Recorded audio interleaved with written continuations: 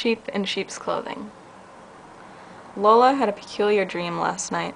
She was walking home from the gym, past the outdoor tennis courts where a young moose was sniffing at the ground, looking for grass that wasn't ever going to grow out of the pavement. She took out her phone to take a picture of the moose, when the moose looked over at her. Oh shit, she thought, resting her hand on the high chain-link fence. She wonders if the animal can be contained by the fence and is very conscious of the clouded breath coming out of her mouth. She sees it close up, her subconscious directing a frightening and beautiful movie. Her breath is a very light gray against the blurry background of green shrubs, the green and reddish tennis courts with white stripes. Oh shit, she said, and the moose began to run towards the gate by the courts. The gate was open.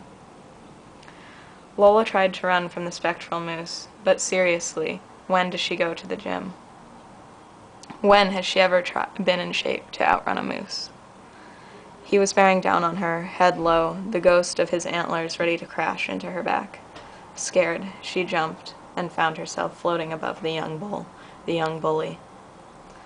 For a while, she just treaded air, unable to fly or swim forward, and the moose just jumped angrily beneath her, until she decided to swan dive into the earth and wait for him to leave. And he did leave. She doesn't remember if she was bruised when he started stomping on the vulnerable ground. She wakes up and tells David about the dream. Anxiety is maybe like floating above an angry moose, he says. She just pours a bowl of cereal and is silent, thinking of something clever to say. She looks out the window. It is a clear day, probably not warm, but it is sunny. She feels like this is the first sunny day in maybe 10 years. She says, "But there are no moose in Seattle." "Then you have nothing to be afraid of."